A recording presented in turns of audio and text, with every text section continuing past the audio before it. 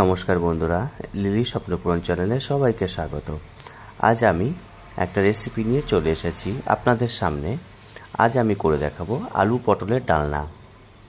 খুব সিম্পল সাধারণ একটা রেসিপি, তো সেটা আমি এখন করে দেখাবো। তার জন্য আমি আধা কেজি পটল নিয়ে নিয়েছি আর 2 টুকরো আলু কেটে নিয়েছি। দুটো আলু টুকরো টুকরো করে কেটে নিয়েছি। পটলের কিছু সবুজ অংশ রয়ে গেছে, তো এটাকে আমি এখন ভাজা করে নেব। তো আমি কড়াই বসিয়ে দিয়েছি ওভেনের উপরে। এবার সেখানে আমি একটু তেল দিয়ে দেব কড়াইতে। কড়াইটা গরম হয়ে গেছে, তো আমার কাজ হচ্ছে এখন এটা আলুটাকে ভেজে ফেলার। তো আমি আলুটাকে এখন ভেজে দেব। তেল গরম হয়ে গেছে, তো এটাকে আমি এখন ভালোভাবে ভাজবো। তো এর মধ্যে আমি একটু হলুদ দিয়ে দেব যাতে কালারটা হয়, আলুর কালারটাও আসে। আর একটু পরিমাণ লবণ দিয়ে দেবো। দিয়ে এটাকে আমি এখন ভালোভাবে নাড়াচাড়া করে এখন ভাজতে থাকবো। এরকম কয়েকবার নাড়াচাড়া করে ভাজতে থাকতে অনেকটাই লাল হয়ে গেছে।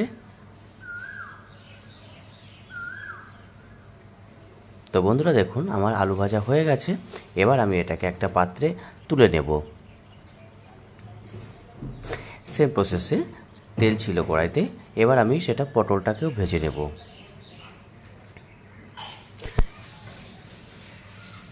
এটাও নাড়াচাড়া করে ভালোভাবে ভেজে নেব। ভেজে নিলে খুব ভালো হয় এবং তরকারি খেতেও খুব ভালোভাবে টেস্টি হবে। অনেকবার নাড়াচাড়া করে পটলটা ভাজতে শুরু করলাম। তো দেখুন বন্ধুরা, আমার পটলও ভাজাও হয়ে গেছে, হালকা লালচেও হয়ে গেছে। তো এটাকেও আমি এখন পাত্রে তুলে নেব। আলু আর পটল দুটোই আমার এখন ভাজা হয়ে গেছে।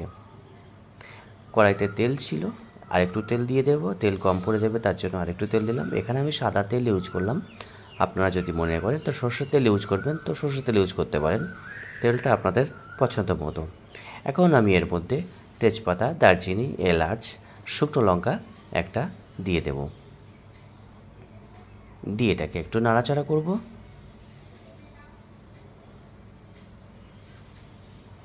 আর এক টুকরো পেঁয়াজ কাটা ছিল, সেটাকেও আমি এখন এর মধ্যে অ্যাড করে দেব। দিয়ে এটাকে এখন ভাজবো। এর মধ্যে একটু হালকা হলুদ দিয়ে দেব যাতে কালারটা আসে, তার জন্য বেশ কিছুক্ষণ নাড়াচাড়া করব। এর মধ্যে অ্যাড করে দেব কাঁচা লঙ্কা বাটা আর টমেটো পেস্ট করে রেখেছিলাম, সেটাকে এর মধ্যে অ্যাড করে দিলাম। দিয়ে এটাকে এখন ভালোভাবে নাড়াচাড়া করব। ভালোভাবে এটাকে ভাজতে হবে।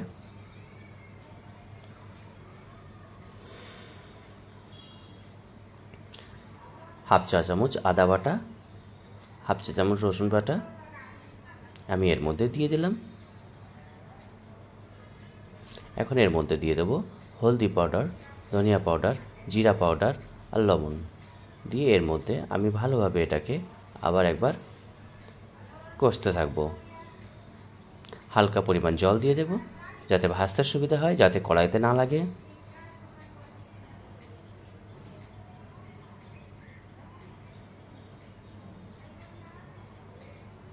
অনেকটাই ভাজা হয়ে গেছে, তেল তো ছেড়ে দিয়েছে দেখা যাচ্ছে। আলু আর পটল যেটা ভাজা ছিল সেটা আমি এটাকে এখন অ্যাড করে দেব।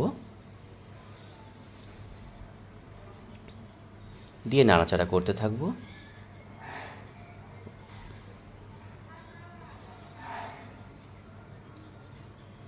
গ্যাসের ফ্লেমটা একটু আস্তে দিয়ে এটাকে এখন ভালোভাবে আরও ভাজতে থাকব।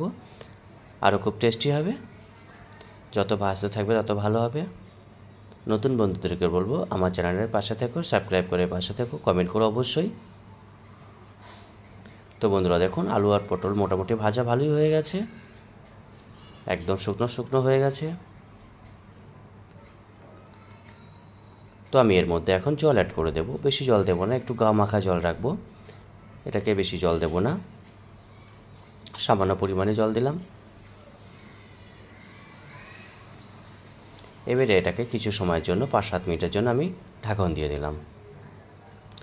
কিছু সময় পর আমি ঢাকনটা তুলব।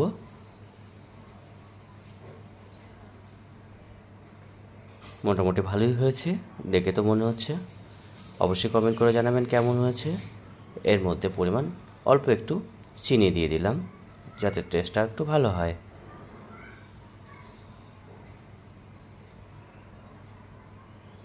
খুব সুন্দর হয়েছে। তো একদম কম ফ্লেমে আমি এখন এটাকে ঢাকন দিয়ে দেবো।